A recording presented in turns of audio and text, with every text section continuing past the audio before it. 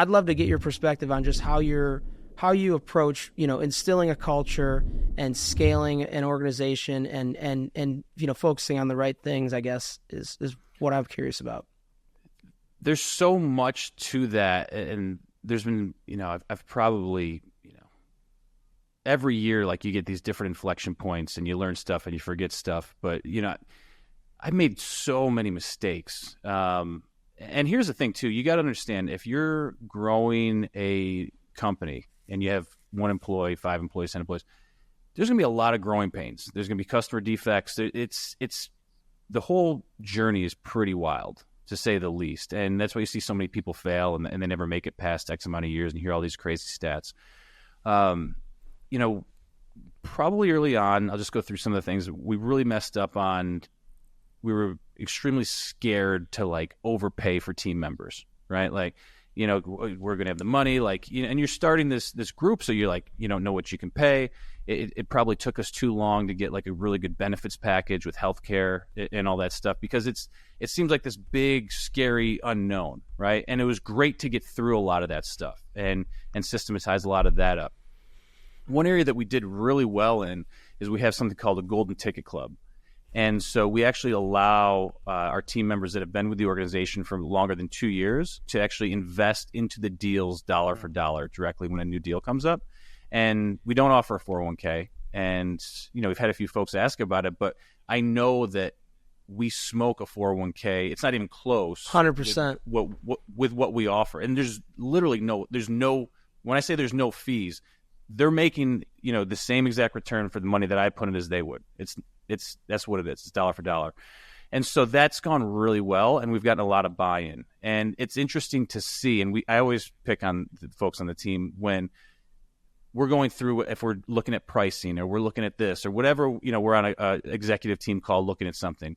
And then all of a sudden, the deal that they're invested in, they're chirping up a little bit more. And they're saying, well, what about this? I think we could move this here. And so it's just that ownership piece. So to let me go on autopilot a little bit more, because I know these people are also taking the accountability and care because they're invested now, and they really. So you see it, and it's so funny. Well, should we raise rates on this one right now? Well, I don't know, guy, but this one over here we definitely should, right? And it's like.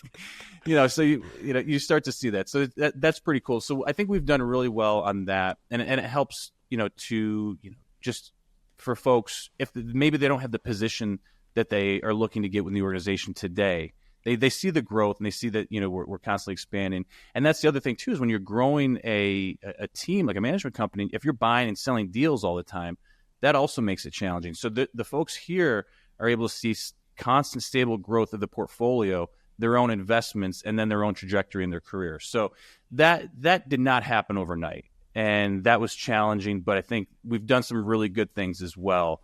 And then it's like, all the scaling up, type stuff. So we've done, multiple coaching programs just for business development for ourselves, EOS, scaling up, I think you mentioned. And I think weekly scorecards for each role for your teams. We were talking about that percent repaired. The techs need to know what good looks like and where leadership cares, and also alignment with your big, hairy, audacious goals. Right?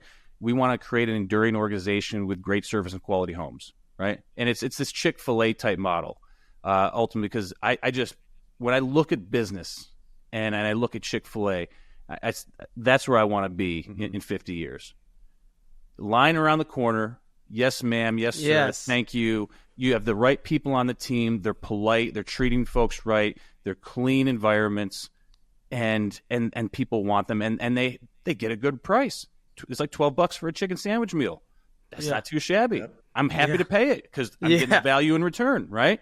So to me, that's like the epitome of a quality organization, and that's where we strive, and we're attempting to get to. Far from it, right? And not going to say that we're on the level of that yet, but when you look at our KPIs and the different things that we're placing importance on, hopefully those are aligning, and then you're putting the right scorecards in place for the people. Say, like, what's that important metric for me that I got to be consistently hitting? That's really going to make the difference. So I love that. And I think, like, one thing, as a lot of our listeners might be at a certain scale where they own a couple properties they're trying to figure out, but I think building those sort of systems in place in the beginning just allows you to scale so much cleaner, right? And go bigger so much quicker by setting those things up on the front end, right? Not necessarily waiting until you get to a certain scale to say, okay, now I need to set up the systems and process the KPIs.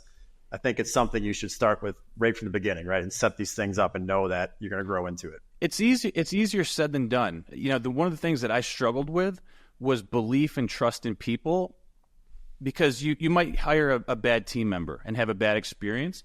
So then it's like, if I'm not there watching this person, is the paint going to be done correctly? Is the side of the cabinet going to be caulked without the little black dot in it that looks shitty, right? Mm-hmm. So it's learning to have trust in people, and when you find those good people, bringing them up because they know what good looks like, and then it starts a ripple effect. So going back to where we struggled, I had a hard time finding that level of trust, and without like trying to be like a micromanager or just not believe that the systems could work. And that's changed over the years because I finally have seen it.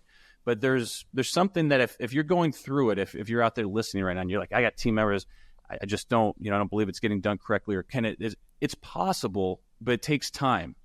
And you have to build culture, and you have to show up, and they have to know that you're bought in too. So it's you're probably going to give a lot more in the beginning to get that return, but then they call it the flywheel or the snowball or whatever you want to say. When that thing gets moving, it gets really interesting, but it's hard to get that fucker off the ground sometimes.